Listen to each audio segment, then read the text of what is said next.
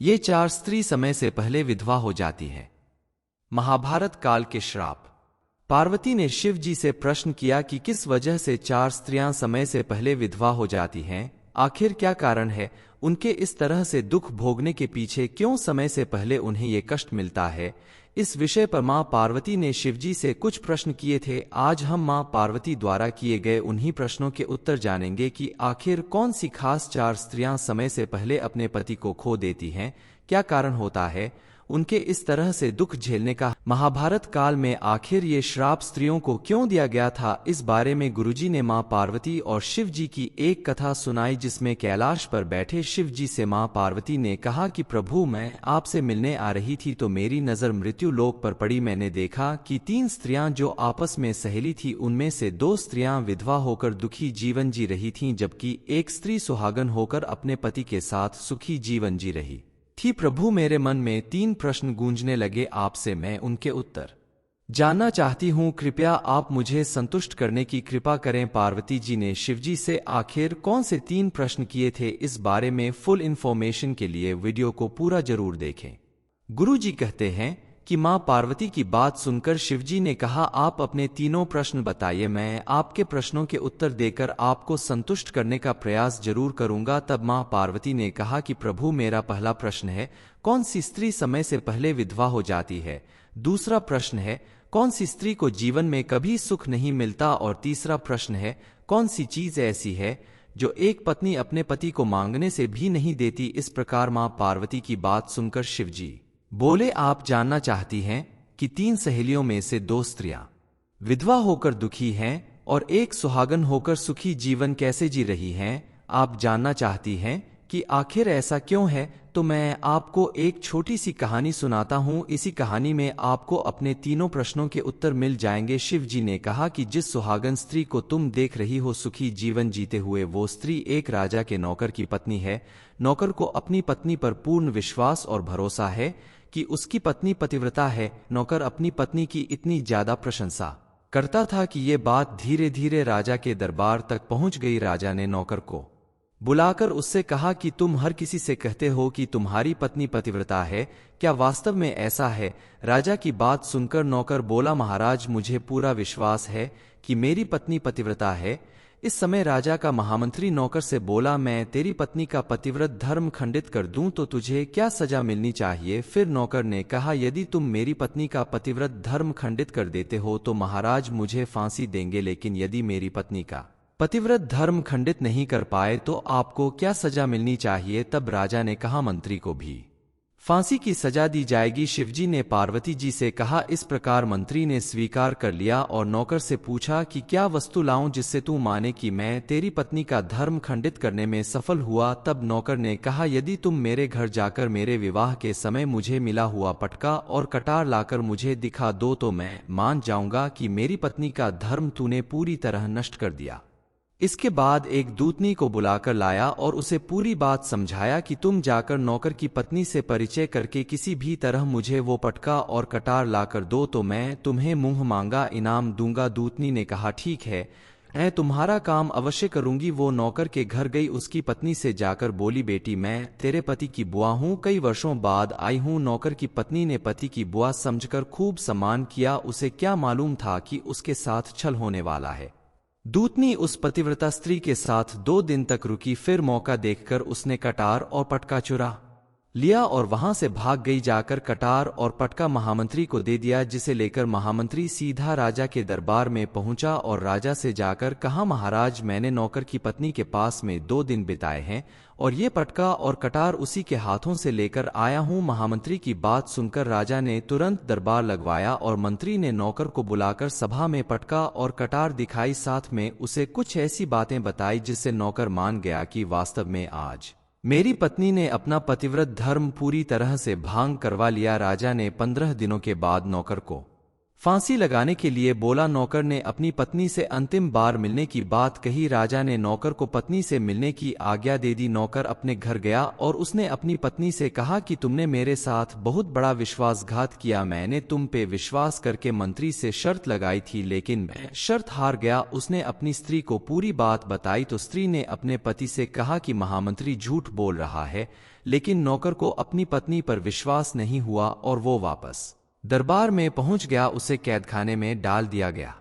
उसके बाद नौकर की पत्नी राजदरबार में गई और राजा से नाच दिखाने की आज्ञा मांगी। उसकी सुंदरता देखकर शौकीन राजा ने तुरंत आज्ञा दे दी और पूरी सभा के सामने नौकर की पत्नी ने अपना सुंदर नाच दिखाया। राजा ने खुश होकर उससे इनाम मांगने को कहा। तब स्त्री ने कहा, महाराज, आपकी सभा में मेरा चोर है, जिसने मेरे रुपए लेकर वापस नहीं दिए, उसे फांसी की सजा दे दीजिए। राजा ने कहा, ठीक है, बताओ तुम्हारा कौन चोर है, मैं उसको फांसी की सजा अवश्य दूंगा। नौकर की पत्नी ने महामंत्री की तरफ इशारा करके कहा, महाराज, यही मेरा चोर है। महामंत्री ने जब सुना तो चिल्ला कर बोला, महाराज, मैंने तो इस स्त्री को आज से पहले कभी देखा भी नहीं, भला मैं इसके पैसे कैसे चुरा सकता हूं। तब सुंदरी ने कहा कि आज तक अगर मेरी शक्ल भी नहीं देखी तो मेरे पति का पटका और कटार कहां से लेकर आए। मैं उसी नौकर की पत्नी हूं जिसे निर्दोष होने के बाद भी फांसी पर चढ़ाने वाले हैं। उसने राजा को अपनी पूरी कहानी सुनाई कि किस तरह उसके साथ छल किया गया। पटका और कटार चुराने के लिए राजा ने पूरी बात सुनकर उसे सम्मान दिया और उसके रहने की व्यवस्था की और तुरंत दूतनी और महामंत्री को फांसी पर चढ़ा दिया। इतनी कहानी सुनाने के बाद शिवजी ने पार्वती जी से कहा कि उस नौकर की पत्नी ने अंत में राजा से कहा, महाराज, मैं एक चरित्रवान स्त्री हूं, मैंने कभी अपने पति का नाम तक अपने मुंह से नहीं लिया। पार्वती जी, आपका पहला प्रश्न था, कौन सी स्त्री समय से पहले विधवा हो जाती है। तो जो स्त्री अपने पति का नाम लेती है वो समय से पहले विधवा हो जाती है, क्योंकि नाम लेने से पति की उम्र कम हो जाती है। जो स्त्रियां अपने पति का नाम लेकर पुकारती थी वो समय से पहले विधवा हो गईं और नौकर की पत्नी अपने पति का नाम लेकर कभी नहीं पुकारती थी, इसलिए वो सदा सुहागन है। आपका दूसरा प्रश्न था कि कौन सी स्त्री को जीवन में कभी सुख नहीं मिलता। तो जो स्त्री अपने पति की बिना आज्ञा के किसी तीर्थ स्थान या उत्सव में जाती है उसे जीवन में कभी सुख नहीं मिलता, वो हमेशा दुखी रहती है। तीसरा प्रश्न था कि ऐसी कौन सी चीज है जो पत्नी अपने पति को मांगने से भी नहीं देती। वो चीज गाली है। एक चरित्रवान स्त्री कभी अपने पति को गाली नहीं दे सकती। शिवजी की बात सुनकर मां पार्वती संतुष्ट होकर कहती हैं, प्रभु, वास्तव में जो स्त्री चरित्रवान होती है वो कभी दुखी जीवन नहीं जीती, क्योंकि ऐसे घर में मां लक्ष्मी का हमेशा वास रहता है। उस घर में धन धान्य भरा रहता है, वो घर स्वर्ग के समान होता है। महाभारत काल में आखिर ये श्राप स्त्रियों को क्यों दिया गया था, इस बारे में गुरुजी ने मां पार्वती और शिव जी की एक कथा सुनाई, जिसमें कैलाश पर बैठे शिव जी से मां पार्वती ने कहा कि प्रभु, मैं आपसे मिलने आ रही थी तो मेरी नजर मृत्यु लोक पर पड़ी। मैंने देखा कि 3 स्त्रियां जो आपस में सहेली थी, उनमें से 2 स्त्रियां विधवा होकर दुखी जीवन जी रही थीं, जबकि एक स्त्री सुहागन होकर अपने पति के साथ सुखी जीवन जी रही थी। प्रभु, मेरे मन में 3 प्रश्न गूंजने लगे, आपसे मैं उनके उत्तर जानना चाहती हूँ। कृपया आप मुझे संतुष्ट करने की कृपा करें। पार्वती जी ने शिवजी से आखिर कौन से 3 प्रश्न किए थे, इस बारे में फुल इन्फॉर्मेशन के लिए वीडियो को पूरा जरूर देखें। गुरु जी कहते हैं कि मां पार्वती की बात सुनकर शिवजी ने कहा, आप अपने तीनों प्रश्न बताइए, मैं आपके प्रश्नों के उत्तर देकर आपको संतुष्ट करने का प्रयास जरूर करूंगा। तब मां पार्वती ने कहा कि प्रभु, मेरा पहला प्रश्न है, कौन सी स्त्री समय से पहले विधवा हो जाती है। दूसरा प्रश्न है, कौन सी स्त्री को जीवन में कभी सुख नहीं मिलता। और तीसरा प्रश्न है, कौन सी चीज ऐसी है जो एक पत्नी अपने पति को मांगने से भी नहीं देती। इस प्रकार मां पार्वती की बात सुनकर शिवजी बोले, आप जानना चाहती हैं कि 3 सहेलियों में से 2 स्त्रियां विधवा होकर दुखी हैं और एक सुहागन होकर सुखी जीवन कैसे जी रही हैं। आप जानना चाहती हैं कि आखिर ऐसा क्यों है, तो मैं आपको एक छोटी सी कहानी सुनाता हूं। इसी कहानी में आपको अपने तीनों प्रश्नों के उत्तर मिल जाएंगे। शिव जी ने कहा कि जिस सुहागन स्त्री को तुम देख रही हो सुखी जीवन जीते हुए, वो स्त्री एक राजा के नौकर की पत्नी है। नौकर को अपनी पत्नी पर पूर्ण विश्वास और भरोसा है कि उसकी पत्नी पतिव्रता है। नौकर अपनी पत्नी की इतनी ज्यादा प्रशंसा करता था कि ये बात धीरे धीरे राजा के दरबार तक पहुंच गई। राजा ने नौकर को बुलाकर उससे कहा कि तुम हर किसी से कहते हो कि तुम्हारी पत्नी पतिव्रता है, क्या वास्तव में ऐसा है। राजा की बात सुनकर नौकर बोला, महाराज, मुझे पूरा विश्वास है कि मेरी पत्नी पतिव्रता है। इस समय राजा का महामंत्री नौकर से बोला, मैं तेरी पत्नी का पतिव्रत धर्म खंडित कर दूं तो तुझे क्या सजा मिलनी चाहिए। फिर नौकर ने कहा, यदि तुम मेरी पत्नी का पतिव्रत धर्म खंडित कर देते हो तो महाराज मुझे फांसी देंगे, लेकिन यदि मेरी पत्नी का पतिव्रत धर्म खंडित नहीं कर पाए तो आपको क्या सजा मिलनी चाहिए? तब राजा ने कहा, मंत्री को भी फांसी की सजा दी जाएगी। शिवजी ने पार्वती जी से कहा। इस प्रकार मंत्री ने स्वीकार कर लिया और नौकर से पूछा कि क्या वस्तु लाऊं जिससे तू माने कि मैं तेरी पत्नी का धर्म खंडित करने में सफल हुआ? तब नौकर ने कहा, यदि तुम मेरे घर जाकर मेरे विवाह के समय मुझे मिला हुआ पटका और कटार लाकर मुझे दिखा दो तो मैं मान जाऊंगा कि मेरी पत्नी का धर्म तूने पूरी तरह नष्ट कर दिया। इसके बाद एक दूतनी को बुलाकर लाया और उसे पूरी बात समझाया कि तुम जाकर नौकर की पत्नी से परिचय करके किसी भी तरह मुझे वो पटका और कटार लाकर दो तो मैं तुम्हें मुंह मांगा इनाम दूंगा। दूतनी ने कहा, ठीक है, मैं तुम्हारा काम अवश्य करूंगी। वो नौकर के घर गई, उसकी पत्नी से जाकर बोली, बेटी मैं तेरे पति की बुआ हूं, कई वर्षों बाद आई हूं। नौकर की पत्नी ने पति की बुआ समझकर खूब सम्मान किया। उसे क्या मालूम था कि उसके साथ छल होने वाला है। दूतनी उस पतिव्रता स्त्री के साथ 2 दिन तक रुकी, फिर मौका देखकर उसने कटार और पटका चुरा लिया और वहां से भाग गई। जाकर कटार और पटका महामंत्री को दे दिया, जिसे लेकर महामंत्री सीधा राजा के दरबार में पहुंचा और राजा से जाकर कहा, महाराज मैंने नौकर की पत्नी के पास में 2 दिन बिताए हैं और ये पटका और कटार उसी के हाथों से लेकर आया हूं। महामंत्री की बात सुनकर राजा ने तुरंत दरबार लगवाया और मंत्री ने नौकर को बुलाकर सभा में पटका और कटार दिखाई, साथ में उसे कुछ ऐसी बातें बताई जिससे नौकर मान गया कि वास्तव में आज मेरी पत्नी ने अपना पतिव्रत धर्म पूरी तरह से भांग करवा लिया। राजा ने 15 दिनों के बाद नौकर को फांसी लगाने के लिए बोला। नौकर ने अपनी पत्नी से अंतिम बार मिलने की बात कही। राजा ने नौकर को पत्नी से मिलने की आज्ञा दे दी। नौकर अपने घर गया और उसने अपनी पत्नी से कहा कि तुमने मेरे साथ बहुत बड़ा विश्वासघात किया। मैंने तुम पे विश्वास करके मंत्री से शर्त लगाई थी, लेकिन मैं शर्त हार गया। उसने अपनी स्त्री को पूरी बात बताई तो स्त्री ने अपने पति से कहा कि महामंत्री झूठ बोल रहा है,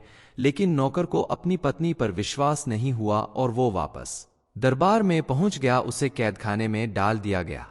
उसके बाद नौकर की पत्नी राजदरबार में गई और राजा से नाच दिखाने की आज्ञा मांगी। उसकी सुंदरता देखकर शौकीन राजा ने तुरंत आज्ञा दे दी और पूरी सभा के सामने नौकर की पत्नी ने अपना सुंदर नाच दिखाया। राजा ने खुश होकर उससे इनाम मांगने को कहा। तब स्त्री ने कहा, महाराज आपकी सभा में मेरा चोर है, जिसने मेरे रुपए लेकर वापस नहीं दिए, उसे फांसी की सजा दे दीजिए। राजा ने कहा, ठीक है, बताओ तुम्हारा कौन चोर है, मैं उसको फांसी की सजा अवश्य दूंगा। नौकर की पत्नी ने महामंत्री की तरफ इशारा करके कहा, महाराज यही मेरा चोर है। महामंत्री ने जब सुना तो चिल्लाकर बोला, महाराज मैंने तो इस स्त्री को आज से पहले कभी देखा भी नहीं, भला मैं इसके पैसे कैसे चुरा सकता हूं? तब सुंदरी ने कहा कि आज तक अगर मेरी शक्ल भी नहीं देखी तो मेरे पति का पटका और कटार कहां से लेकर आए? मैं उसी नौकर की पत्नी हूं जिसे निर्दोष होने के बाद भी फांसी पर चढ़ाने वाले हैं।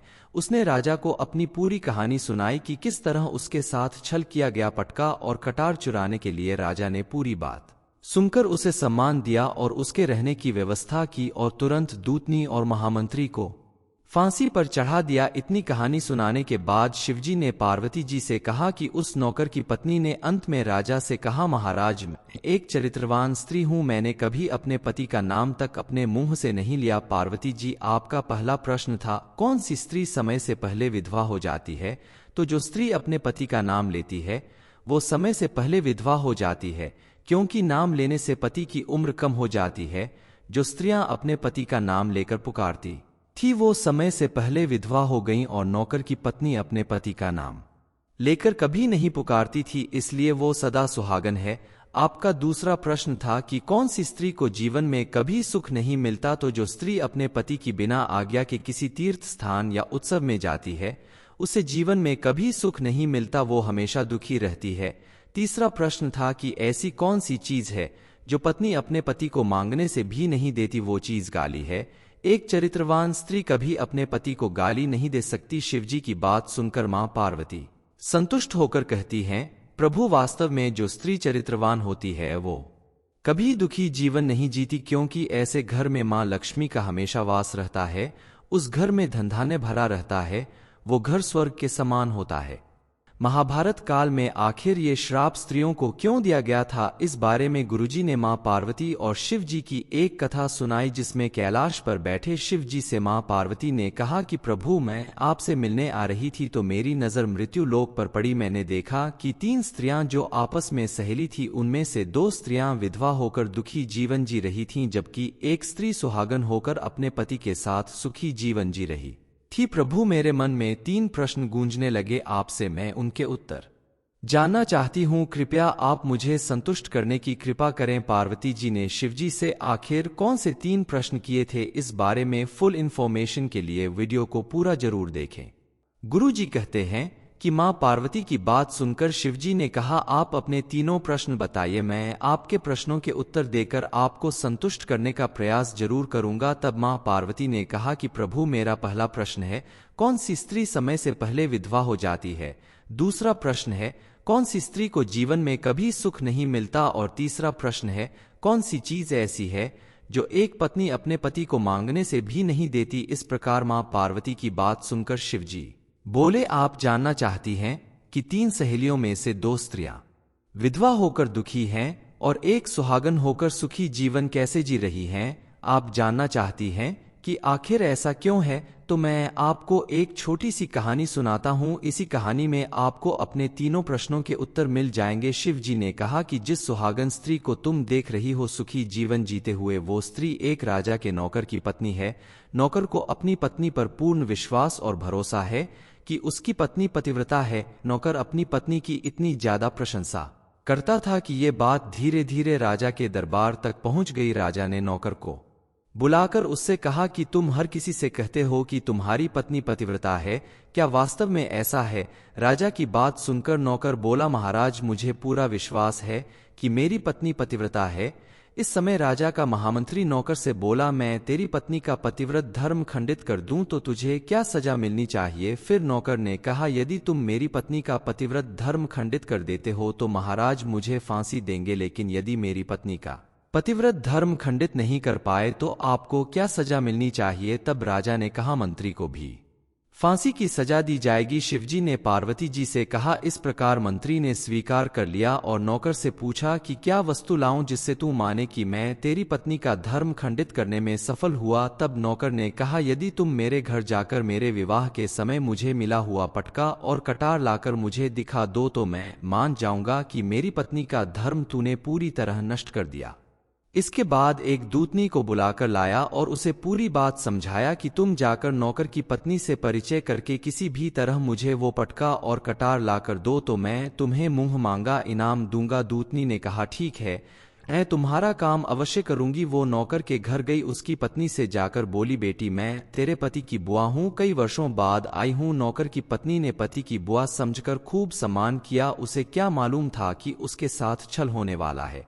दूतनी उस पतिव्रता स्त्री के साथ 2 दिन तक रुकी, फिर मौका देखकर उसने कटार और पटका चुरा लिया और वहां से भाग गई। जाकर कटार और पटका महामंत्री को दे दिया, जिसे लेकर महामंत्री सीधा राजा के दरबार में पहुंचा और राजा से जाकर कहा, महाराज, मैंने नौकर की पत्नी के पास में 2 दिन बिताए हैं और ये पटका और कटार उसी के हाथों से लेकर आया हूं। महामंत्री की बात सुनकर राजा ने तुरंत दरबार लगवाया और मंत्री ने नौकर को बुलाकर सभा में पटका और कटार दिखाई, साथ में उसे कुछ ऐसी बातें बताई जिससे नौकर मान गया कि वास्तव में आज मेरी पत्नी ने अपना पतिव्रत धर्म पूरी तरह से भांग करवा लिया। राजा ने 15 दिनों के बाद नौकर को फांसी लगाने के लिए बोला। नौकर ने अपनी पत्नी से अंतिम बार मिलने की बात कही। राजा ने नौकर को पत्नी से मिलने की आज्ञा दे दी। नौकर अपने घर गया और उसने अपनी पत्नी से कहा कि तुमने मेरे साथ बहुत बड़ा विश्वासघात किया। मैंने तुम पे विश्वास करके मंत्री से शर्त लगाई थी, लेकिन मैं शर्त हार गया। उसने अपनी स्त्री को पूरी बात बताई तो स्त्री ने अपने पति से कहा कि महामंत्री झूठ बोल रहा है, लेकिन नौकर को अपनी पत्नी पर विश्वास नहीं हुआ और वो वापस दरबार में पहुंच गया। उसे कैदखाने में डाल दिया गया। उसके बाद नौकर की पत्नी राजदरबार में गई और राजा से नाच दिखाने की आज्ञा मांगी। उसकी सुंदरता देखकर शौकीन राजा ने तुरंत आज्ञा दे दी और पूरी सभा के सामने नौकर की पत्नी ने अपना सुंदर नाच दिखाया। राजा ने खुश होकर उससे इनाम मांगने को कहा। तब स्त्री ने कहा, महाराज, आपकी सभा में मेरा चोर है, जिसने मेरे रुपए लेकर वापस नहीं दिए, उसे फांसी की सजा दे दीजिए। राजा ने कहा, ठीक है, बताओ तुम्हारा कौन चोर है, मैं उसको फांसी की सजा अवश्य दूंगा। नौकर की पत्नी ने महामंत्री की तरफ इशारा करके कहा, महाराज यही मेरा चोर है। महामंत्री ने जब सुना तो चिल्ला कर बोला, महाराज मैंने तो इस स्त्री को आज से पहले कभी देखा भी नहीं, भला मैं इसके पैसे कैसे चुरा सकता हूं। तब सुंदरी ने कहा कि आज तक अगर मेरी शक्ल भी नहीं देखी तो मेरे पति का पटका और कटार कहां से लेकर आए। मैं उसी नौकर की पत्नी हूं जिसे निर्दोष होने के बाद भी फांसी पर चढ़ाने वाले हैं। उसने राजा को अपनी पूरी कहानी सुनाई कि किस तरह उसके साथ छल किया गया। पटका और कटार चुराने के लिए राजा ने पूरी बात सुनकर उसे सम्मान दिया और उसके रहने की व्यवस्था की और तुरंत दूतनी और महामंत्री को फांसी पर चढ़ा दिया। इतनी कहानी सुनाने के बाद शिवजी ने पार्वती जी से कहा कि उस नौकर की पत्नी ने अंत में राजा से कहा, महाराज मैं एक चरित्रवान स्त्री हूं, मैंने कभी अपने पति का नाम तक अपने मुंह से नहीं लिया। पार्वती जी, आपका पहला प्रश्न था कौन सी स्त्री समय से पहले विधवा हो जाती है।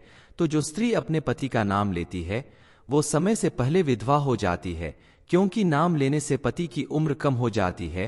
जो स्त्रियां अपने पति का नाम लेकर पुकारती थी वो समय से पहले विधवा हो गईं और नौकर की पत्नी अपने पति का नाम लेकर कभी नहीं पुकारती थी, इसलिए वो सदा सुहागन है।